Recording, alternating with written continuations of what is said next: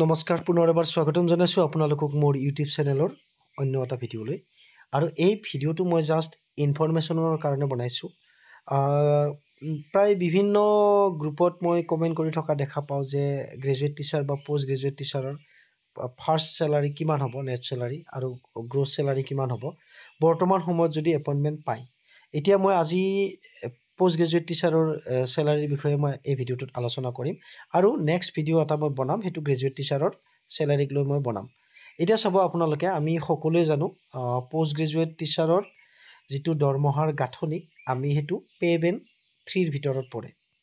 আৰু তেখেতসকলৰ pay' বেণ্ডটো start হয় 22,000ৰ পৰা এইটো 97,000লৈকে হ'ব আৰু গ্ৰেড পে হিচাপত তেখেতসকলে লাভ কৰিব 11,800 আপোনালোকে স্ক্ৰীনত দেখা পাইছে মই অকণমান জুম কৰি দেখাওঁ এইটো চাওক আপোনালোকে মই এনেই জাষ্ট এক্সাম্পল হিচাপত এখন মই চেলাৰী শ্লিপ আপোনালোকক মই নৰ্মেল চেলাৰী শ্লিপ এখন মই দেখাইছোঁ ইয়াতে পে' বেণ্ড আছে 22,000 আৰু গ্ৰেড পে আছে 11,800 টকা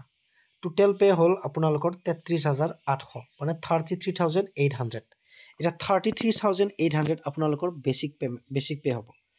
ইয়াৰ ওপৰত আপোনালোকে বৰ্তমান ৰানিং ডিএটো পাব মানে ডিয়াৰনেছ এলাউন্স যিটো আছে মই সেইকাৰণে কৈছোঁ বৰ্তমান সময় বুলি কৈছোঁ মই বৰ্তমান শব্দটো মই ব্যৱহাৰ কৰিছোঁ কাৰণ আজিৰ পৰা যদি আপোনালোকে আকৌ 2-3 মাহ পিছত যদি এপইণ্টমেণ্ট পায় তেতিয়া কিন্তু আপোনালোকৰ যদি এটা ডিএ ঘোষণা কৰে ধৰক সকলোৰে ডিএটো আপোনালোকৰ বুলি নহয় এইটো ডিএটো নতুন পোষ্ট বুলি কথা নাই ৰানিং হিচাপত পোৱা যায় যিহেতু ধৰক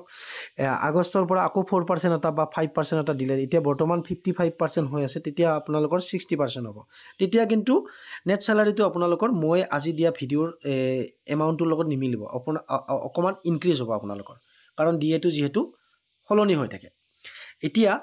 বৰ্তমান 55 হিচাপত ইয়াতে 33,800ৰ ওপৰত 55% উলিয়ালে আপোনালোকৰ ডিএ হ'ব 18,590 টকা এইটো দেখা পাইছে আপোনালোকে মই জুম কৰি দেখাইছোঁ 18,590 টকা তাৰ পাছত হাউচ ৰেণ্ট আহিলে এতিয়া হাউচ ৰেণ্টৰ ওপৰতো মোৰ এটা কথা ক'বলগীয়া আছে হাউচ ৰেণ্ট আপোনালোকৰ লোকেশ্যন মানে যিটো লোকেশ্যনত আপোনালোকে পষ্টিং হ'ব তাৰ ওপৰত ডিপেণ্ড কৰে ধৰক আপোনালোকে যদি উৰবান বুলি নহয় আপোনালোকে ধৰক মেট্ৰ' চিটিত পালে তেতিয়া আপোনালোকৰ হাউচ ৰেণ্ট 10% হ'ব আৰু এটা চিটি এলাউন্স পাব আপোনালোকে হয়তো 300 মানৰ এপ্ৰক্সিমেটলি তেতিয়া আপোনালোকৰ চেলাৰী অকণমান বাঢ়িব মানে আমাৰ সাধাৰণ যি আমাৰ উৰবান এৰিয়াত যিটো থাকে আৰু সাব ডিভিজনেলৰ ভিতৰত কিমান কিলোমিটাৰ ভিতৰত হ'লে আপোনালোকৰ 8% হ'ব হাউচ ৰেণ্ট আৰু এনে নৰ্মেলি যদি আপুনি আমাৰ ধৰক গাঁৱলীয়া এলেকাবিলাকত পায় তেতিয়া আপোনালোকৰ হ'ব 2,366 যে হৈছে এইটো 7% হিচাপত বনাইছে গতিকে 7%হে ধৰক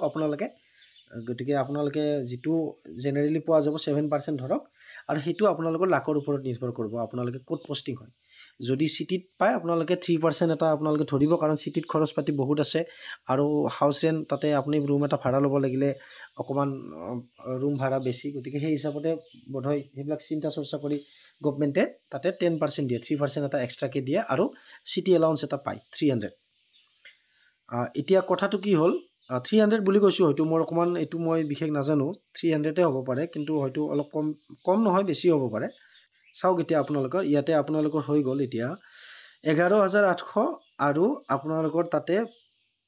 22,000 দিলে 33,800 লগতে আপোনালোকৰ এতিয়া ডিয়াৰনেছ এলাউন্স 18,590 আৰু হাউচ ৰেণ্ট 2,366 আৰু মেডিকেলটো আপোনালোকে সকলোৱে জানে মেডিকেল হ'ব ফিক্স গ্ৰেজুৱেট টিচাৰ আৰু পোষ্ট গ্ৰেজুৱেট টিচাৰৰ ক্ষেত্ৰত একে ৰাজ্যিক কৰ্মচাৰীৰ বাবে 600 টকা এতিয়া টোটেল হৈ গ'ল